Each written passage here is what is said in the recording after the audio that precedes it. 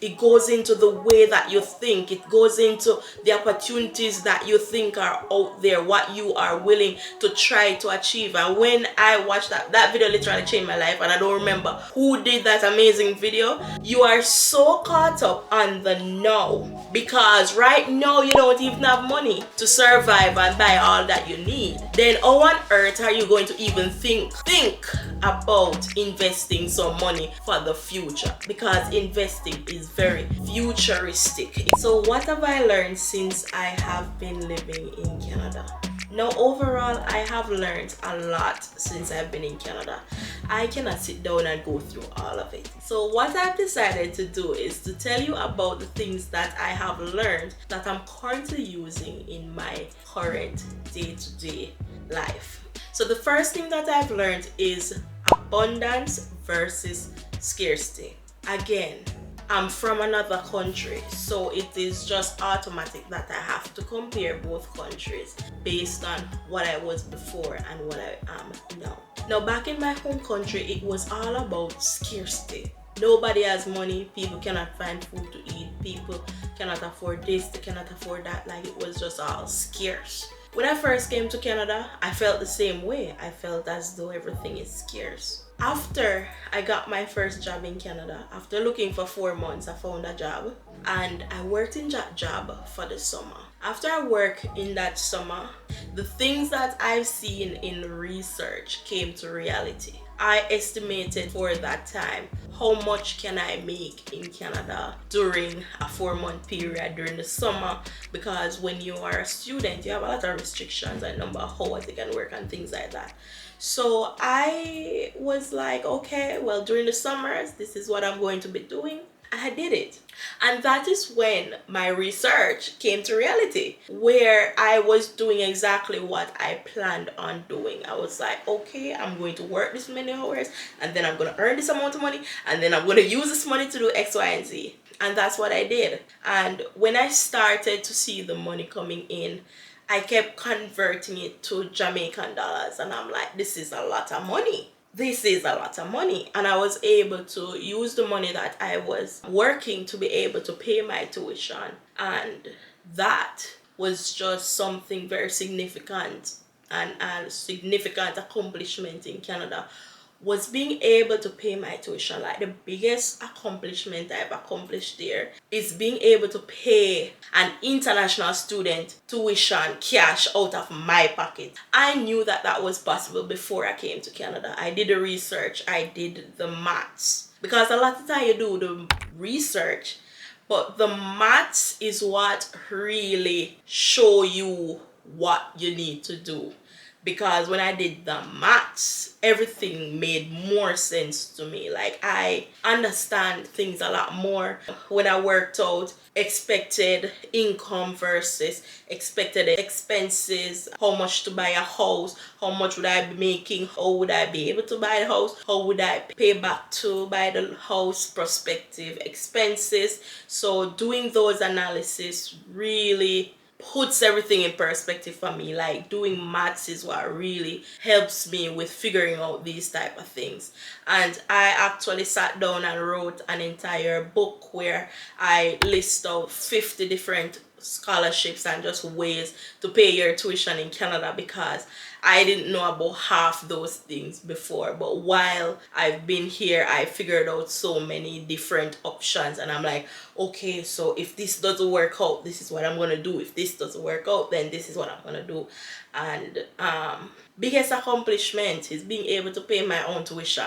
Back to abundance and scarcity. Abundance versus scarcity for me is that when I came to Canada, at first, yeah, I was still in the scarce mindset. And then after I worked and things like that, I was still in the scarce mindset. But for the first time, I saw a decent amount of money in my bank account, because I'm a saver. I save the money. That is how I was able to pay my tuition, because I saved the money. If I didn't save it and I spent it, I couldn't pay my tuition the following year. And just seeing that over time, I was slowly like, wow. And I kept converting the money in Jamaican dollars, and I'm like, wow. And over time, that wow became abundance. and then I saw the first video about abundance on YouTube. I saw this video and I'm like, let me watch it. And it spoke a lot about abundance versus scarcity. And when I watch it, I'm like, wow. And I really took those words and took what they were saying about having an abundant mindset versus a scarcity mindset.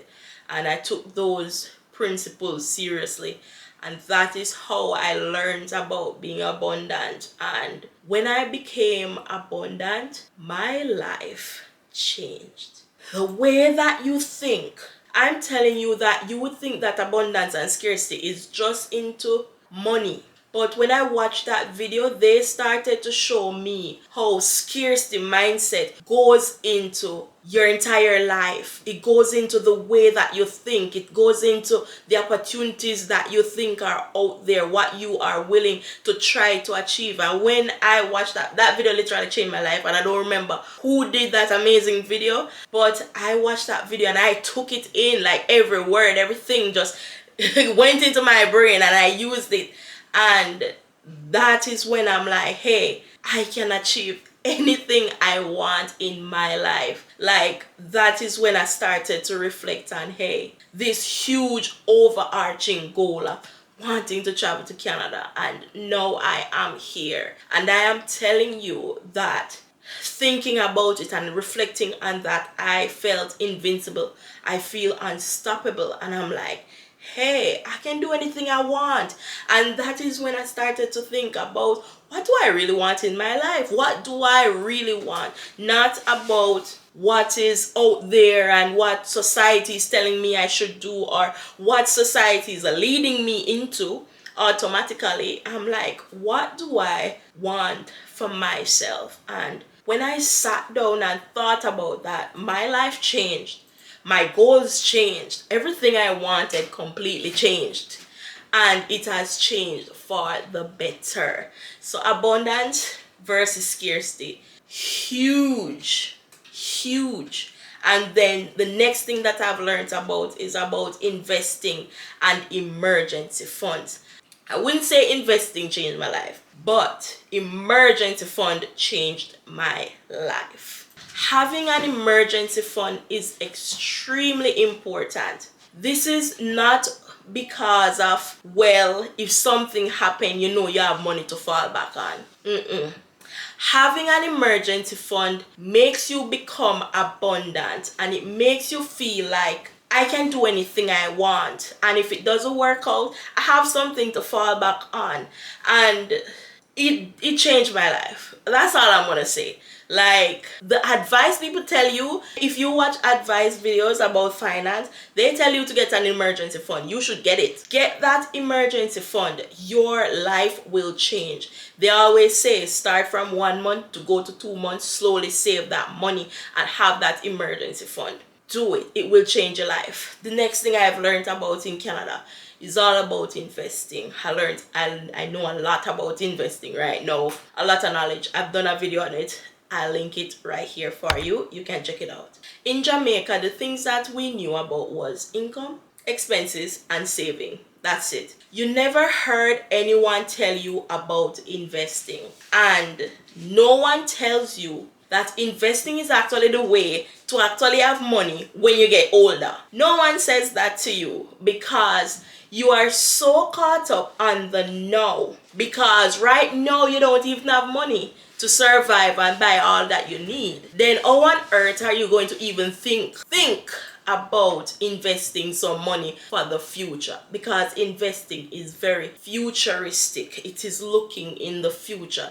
Saving is futuristic, but you won't get far by just saving because that money will go down in value over time. So investing is a huge thing that I learned about since I've been living in Canada and something that I'm currently actively using in my everyday life. The next thing I've learned about is all about the type of environment you are in. If you live in an environment where you have everyone around you talking about how they don't have money, talking about the past and how they need to pay off debt, and everything in the past, like they are backwards, and it's so hard to reach forward, to reach to a point where you can at least say, I can afford to buy the food and pay the mortgage and pay the basic things. Like you are around here struggling to reach here, and moving from that type of environment and moving to an environment where I'm seeing people who are here, where they can afford the basic things, and then they complain about buying gas. They complain that they don't have the money to send their child. What did the lady say? She don't have enough money to send her child to hockey game. Sorry, I had to change the camera battery.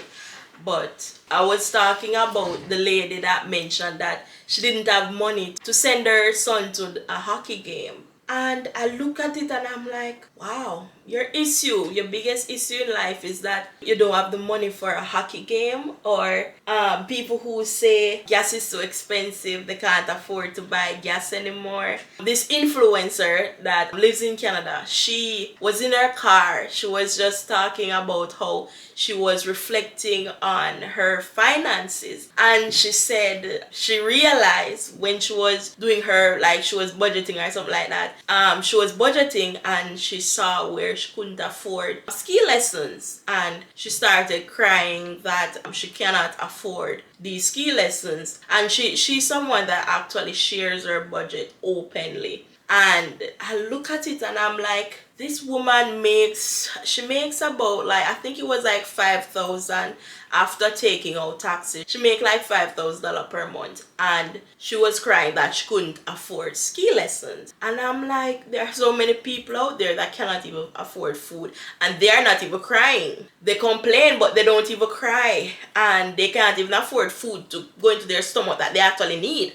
And this lady is doing something that she don't really need. This is something she don't need any at all, and she crying about it. And when I see that, I'm like, wow, the issues in Canada is so insignificant in comparison to the issues that are in Jamaica. And when I saw that, it really, and in just generally, something that I've also learned in Canada is all about gratitude. Gratitude. Being grateful for what you have. Because when it comes to the things you have, you tend to focus so much on what you want in life that you don't realize, or you don't remember, or it's not in the front of your mind what you do have. And that is where it becomes a challenge, where you're so focused on, this is what I don't have this, I don't have that, I don't have this. You forget about what you do have. And that is why I think gratitude is such an important thing.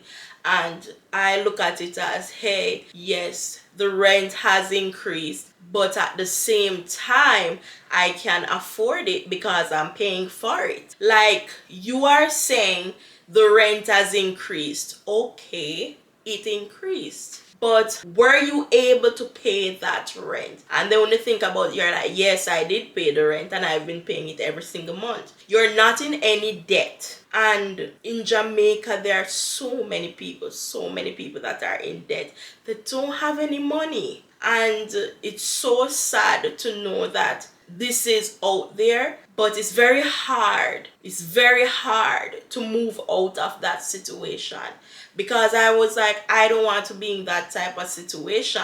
But at the same time, I went through a lot to get out of it. There is so much that I have been through, and a lot of negative things that I've been through to be where I need to be.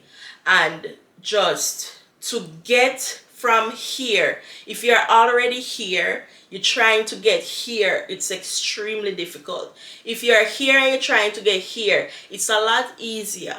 So that is why being in an environment where people complain about not having food versus people who complain about not being able to afford gas, it makes me be like, yeah, this issue is like nothing. Like, you don't have gas, you have a car, you're way ahead of the game if you can afford a car and have a car. So even if you can't afford the gas today, and the thing is, when they complain that they don't have gas, it doesn't actually mean they won't buy it. They are going to find the money to buy it because they have the money to buy it. It's just that it's going to feel more like a squeeze, like I'm gonna have to pick up $80 to fill the tank right now, or $100 to fill the tank right now. So it feels like a squeeze to just pick up $100 right now because you're thinking about when your next paycheck is coming in, and you're in the middle part of the month, or the 20th hit, so you know it's at the end of the month before you get paid.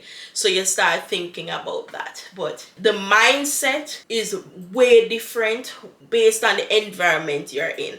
And when you're in a privileged environment, you feel as though there's so much you can do in life and you have so much opportunities because there are these people who have the money, so why can't you have the money, right? I support persons to travel to Canada, so if that is a support you're looking for, you can always contact me. I support persons with their letter of explanation, preparing their student visa, and I've also created an ebook where you can get assistance with figuring out how you can pay your tuition in Canada. And if you're interested in that support to travel to Canada, you can always email me at queries@growtp.com. I am happy to assist you to travel to Canada. Thank you so much for watching this video. Remember to subscribe to the channel if you haven't subscribed already, and I'll see you in my next video. Bye.